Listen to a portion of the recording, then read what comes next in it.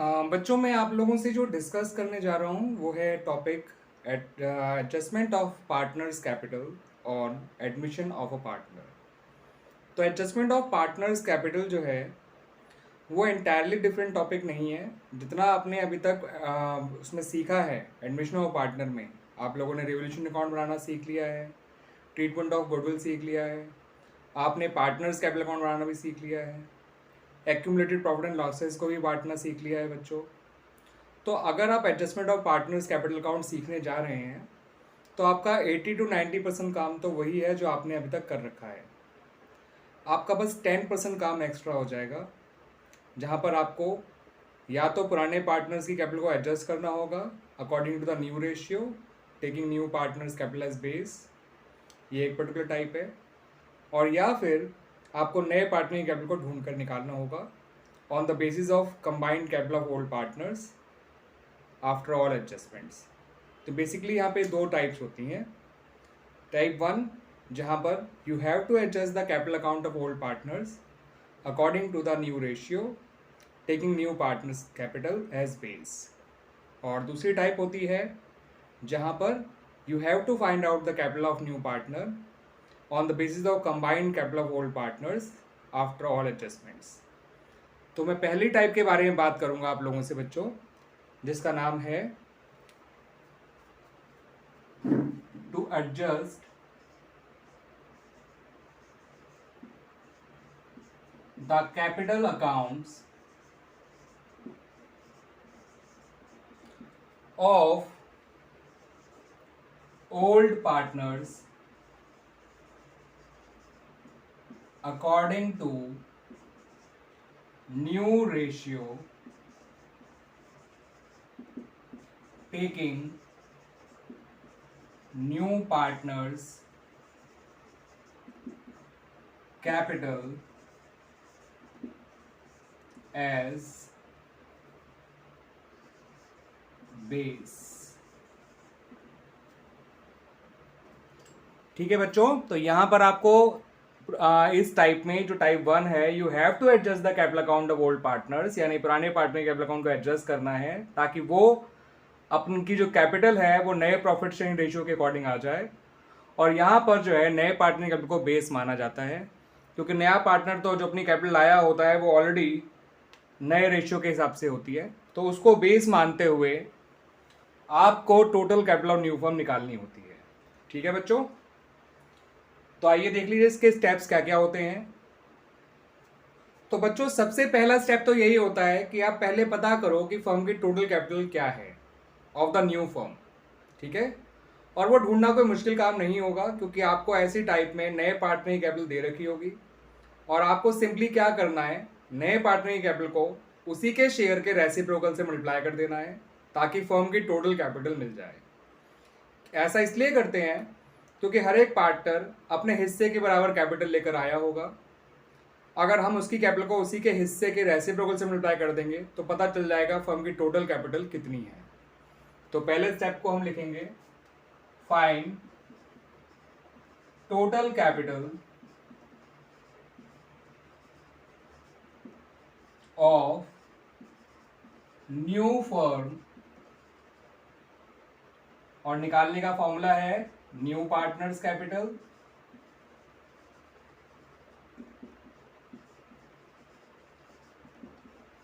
Into reciprocal of his share. For example, अगर नया partner 50,000 रुपये कैपिटल लेकर आया है 1/4 शेयर के लिए, ठीक है बच्चों, तो अंडरस्टूड है पूरे फर्म की कैपिटल हो जाएगी 2 लाख इस फॉर्मूले के अकॉर्डिंग। क्लियर बच्चों, तो ये हो गया हमारा first step.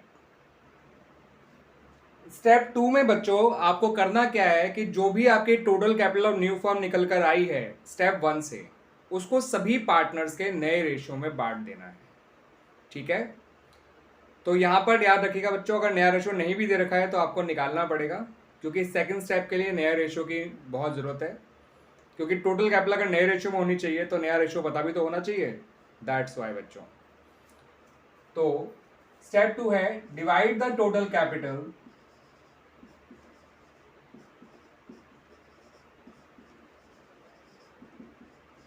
of new firm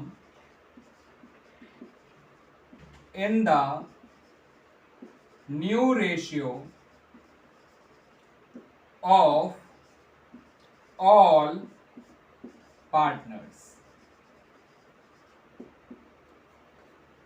ठीक है बच्चों, फॉर एग्जाम्पल जैसे मेरे एग्जाम्पल में आपका नया रेशियो जो कैपिटल आई थी, total capital of new firm, वो 2 लाख रुपए आई थी और नया रेशियो सपोज पार्टनर्स का 2:1 है। तो 2 लाख को 2:1 के रेशियो में बांट दो, 1,50,000 और 50,000 आ जाएगी। अगर उनके नाम ABC हैं तो ए की 1 लाख आ जाएगी, बी की 50,000 आ जाएगी और सी की भी 50,000 आ जाएगी। तो इस तरह से ये स्टेप 2 भी हो गया बच्चों। उम्मीद है समझ में आ गया होगा अच्छी तरह से आप लोगों को। राइटिंग भी अच्छे से समझ में आ रही होगी बच्चों मेरी आप लोगों को। अब जो बच्चों स्टेप 3 और स्टेप 4 हैं वो आपको पार्टनर्स कैपिटल अकाउंट के अंदर करने हैं। ये फर्स्ट और सेकंड स्टेप तो आपको वर्किंग नोट में करना है कि total capital of new firm निकालने वाला काम नए पार्टनर की हेल्प से, और उस total capital of new firm को नए रेशियो में बांटने वाला काम। ये दोनों काम तो वर्किंग नोट में करने हैं, मगर अगले 2 स्टेप आपको पार्टनर्स कैपिटल अकाउंट के अंदर करने हैं। आपको क्लोज करना है कैपिटल अकाउंट्स को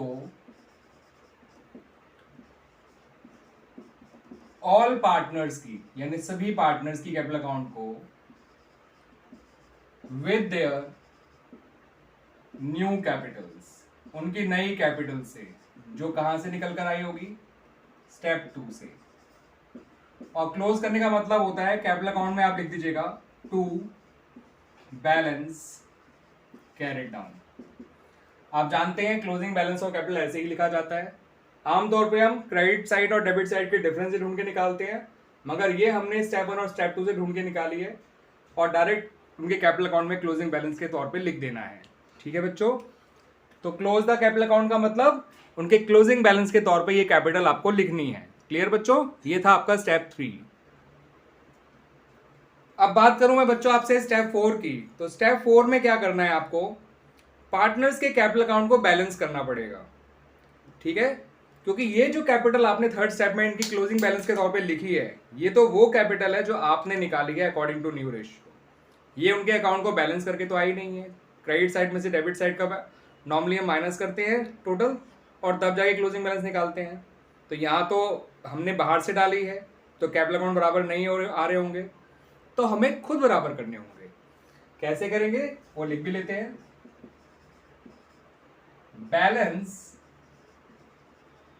the capital accounts of old partners, क्योंकि नया तो ऑलरेडी बैलेंस होगा, खुद देख लेंगे बच्चों।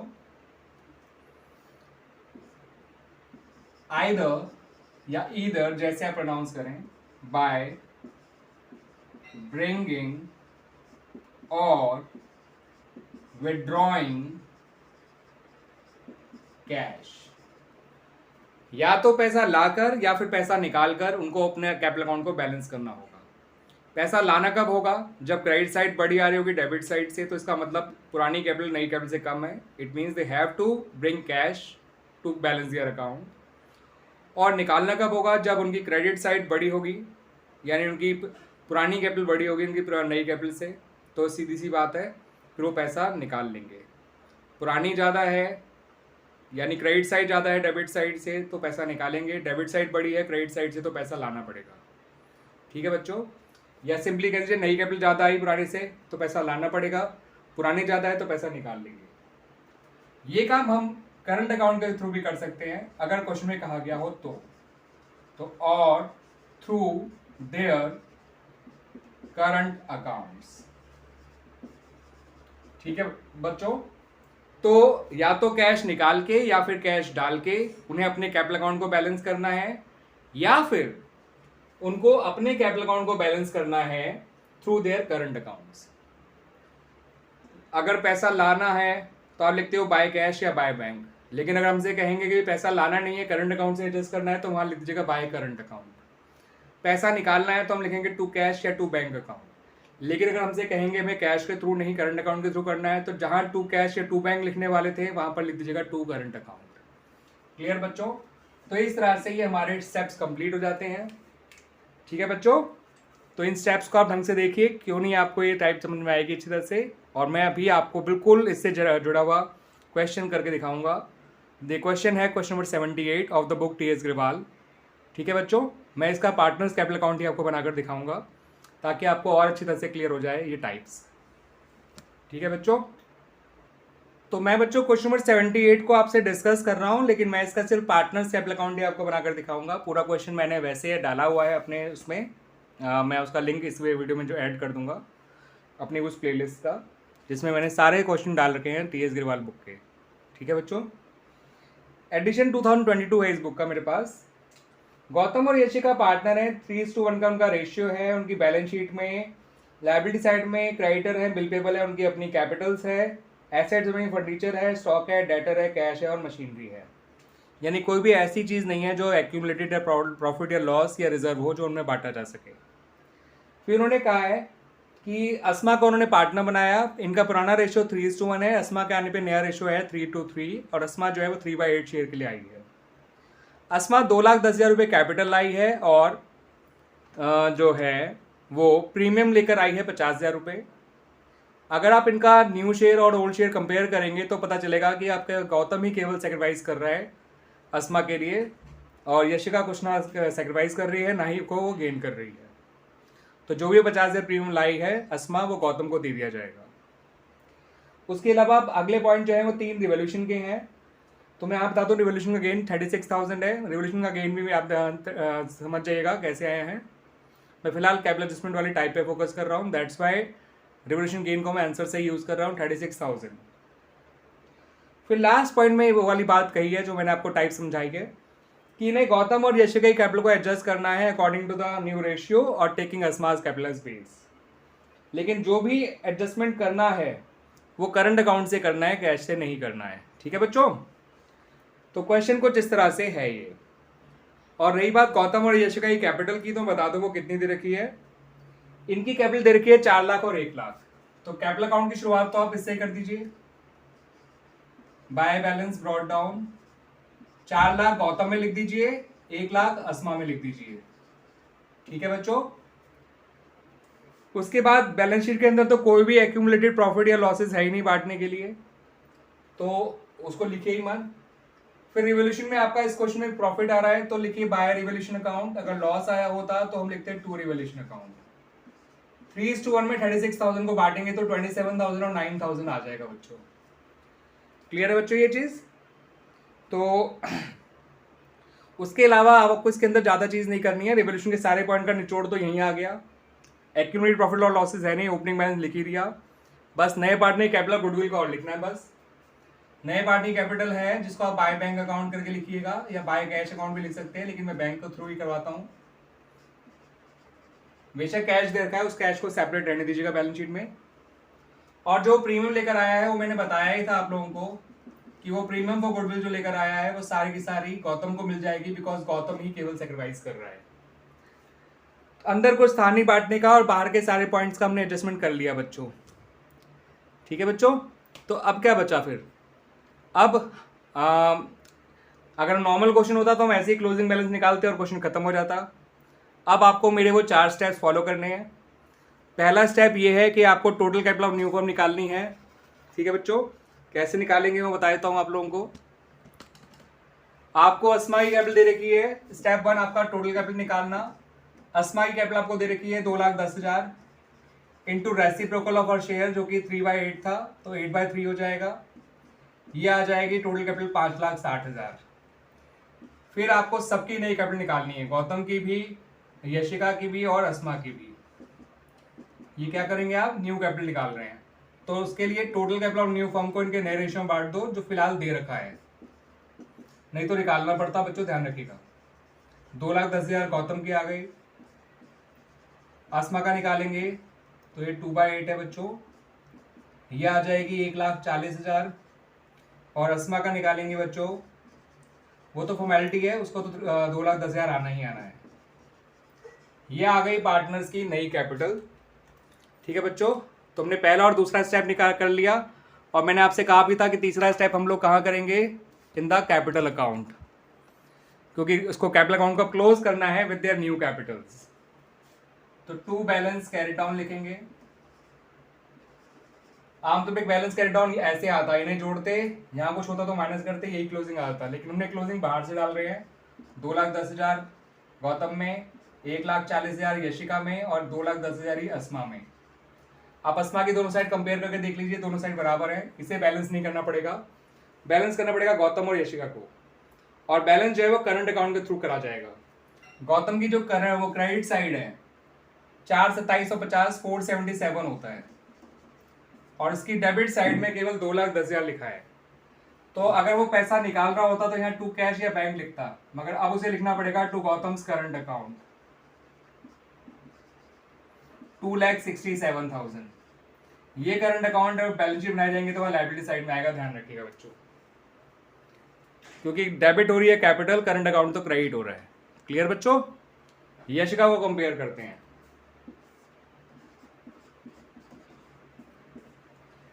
जब आप यशिका को कंपेयर करेंगे तो यशिका का देखिए क्रेडिट साइड केवल 1,09,000 आ रही है और डेबिट साइड 1,40,000 है। ये 1,40 है और वो 1,09 है, तो इसको 31,000 रुपये करंट अकाउंट में ट्रांसफर करने पड़ेंगे।